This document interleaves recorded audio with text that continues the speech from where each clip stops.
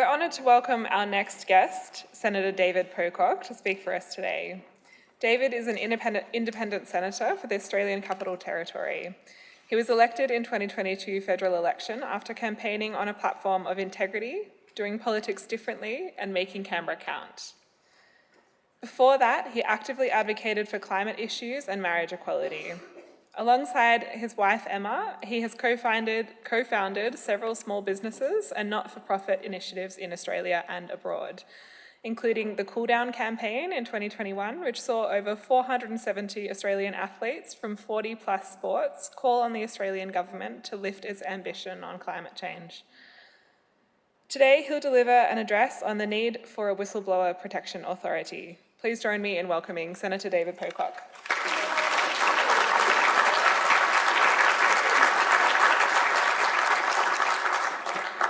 Thank you, Viv.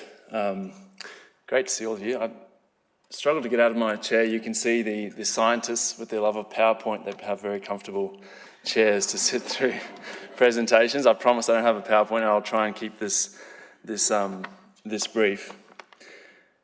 If you cast your mind back to 1994, the music charts were ruled by Bryan Adams, Bon Jovi, and Pink Floyd. And it was the year that Jeff Buckley gave us his Grace album. And if rock isn't your jam, a 22-year-old Christopher Wallace, also known as the notorious B.I.G., released his debut album, Ready to Die. On the big screen, kids like me were watching The Lion King. And also in 1994, just across the lake from here, a Senate Select Committee was tackling the issue of transparency. 30 years ago, almost to the day, the Senate Select Committee on Public Interest Whistleblowing handed down a report titled In the Public Interest. A centerpiece of the report was a recommendation to create a dedicated body to protect whistleblowers to act on their disclosures. The idea of a whistleblower protection agency was considered radical in 1994. Back then, whistleblowers were too often cast as traitors, people to shun, not celebrate. Fast forward 30 years, and things have changed. Now we better understand the true value of whistleblowers, that they're an important part of accountability and a healthy democracy.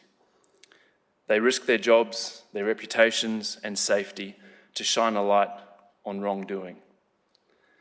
But for all that risk, we've clearly fallen short. For decades, whistleblowers have had to fend for themselves. And today, the need for a whistleblower protection authority is greater than ever. It's time we finally gave whistleblowers the support they deserve, because when they are protected, all of us benefit from that. Referencing a Senate committee report that was published the year I started primary school means I'm obviously joining the conversation about whistleblower protection later than many. And whistleblower protection already has powerful advocates who've been leading the charge for years. Andrew Wilkie, the member for Clark, has been at the forefront, drawing on his own experience as a whistleblower to push for change with conviction and courage. Dr. Helen Haines, the member for Indi, embedded a whistleblower protection authority in her Federal Integrity Commission bill, showing the foresight needed to create lasting integrity. And of course, the Greens, including Senator Shoebridge, who you heard from earlier today, have been calling for better protections too.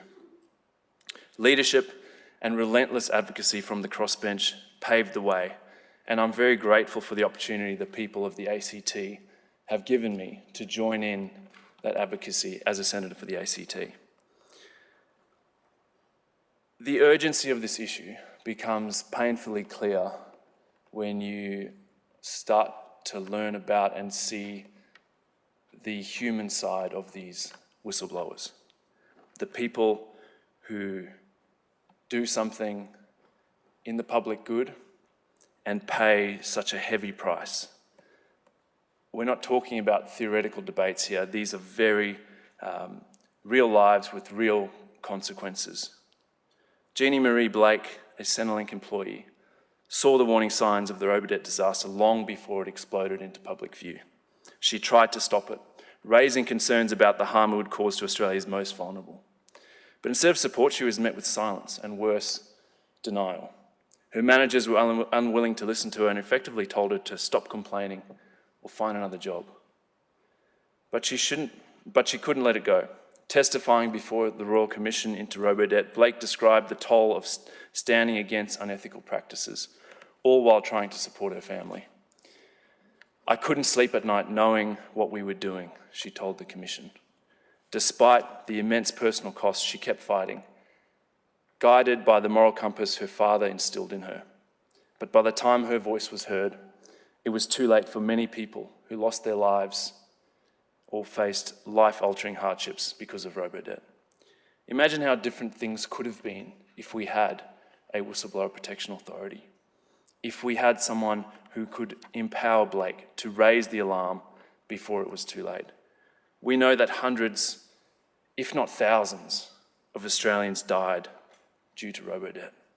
How many lives could it have saved? How much suffering could have been prevented if whistleblowers had been properly supported? Then there's Richard Boyle, who, as many of us know, blew the whistle on aggressive debt collection tactics harming small businesses. Boyle has paid an incredibly high cost for speaking out.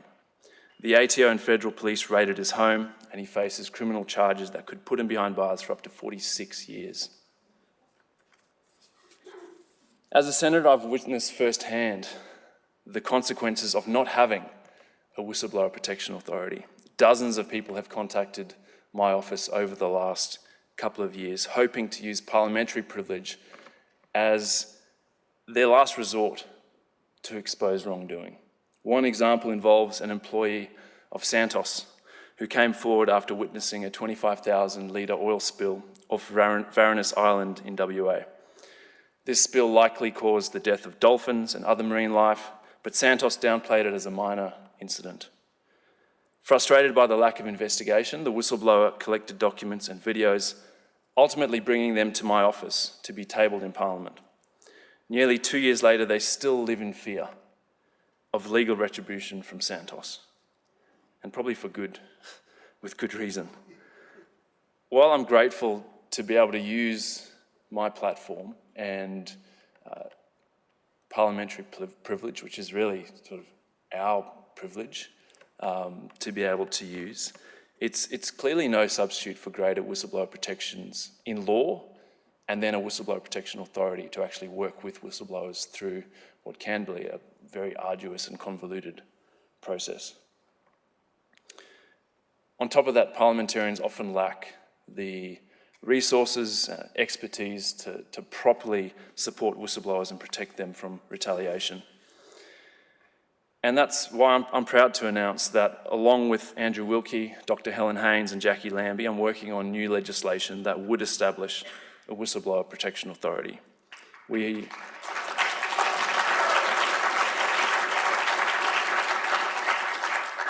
Thank you. We hope to introduce a whistleblower protection authority bill into both houses of Parliament this year.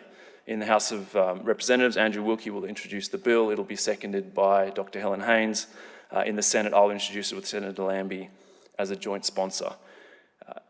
I think this authority can become a cornerstone of accountability, a lifeline for those brave enough to speak out. It will offer crucial support to whistleblowers, investigate retaliation and ensure disclosures are properly handled. Most importantly, it will create a system where whistleblowers are protected, not punished as they currently are. The framework for this authority draws on the expertise, research and recommendations of Transparency International Australia, the Human Rights Law Centre and Griffith University.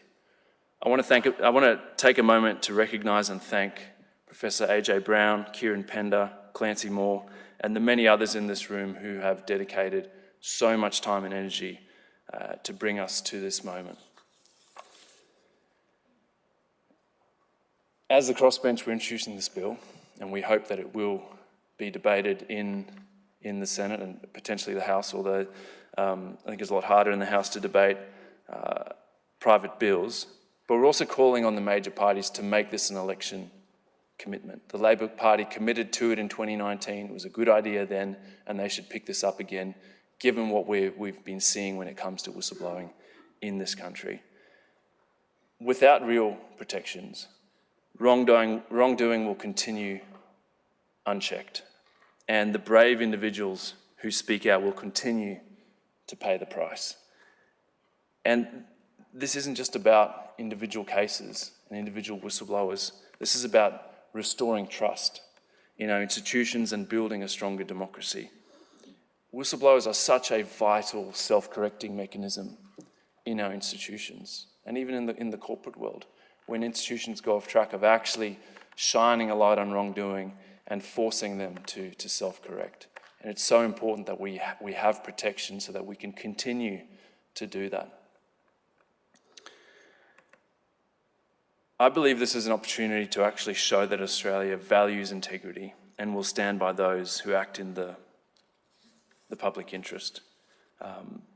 We can work to create a society where people who tell the truth are honoured, as they should be, and wrongdoing is confronted, and accountability becomes the norm. A whistleblower protection authority will help create a culture where speaking up is not an act of courage, it's simply the right thing to do, that fellow Australians recognise and thank you for. Let's all make this change. I thank you all for the work that you're doing. We can do this for Jeannie, for Richard Boyle, and for every other whistleblower yet to come. Thank you very much. Thanks for watching. If you'd like to keep up to date with all our latest research and work, sign up to our newsletter. Delivered every fortnight, it includes behind-the-scenes updates from Richard Dennis, an exclusive cartoon from Judy Horacek, details for our upcoming events and webinars, as well as explainers, graphs, and not to mention the latest cutting-edge research and analysis from the team here on the key issues that are facing Australia. Click the button on your screen to check it out.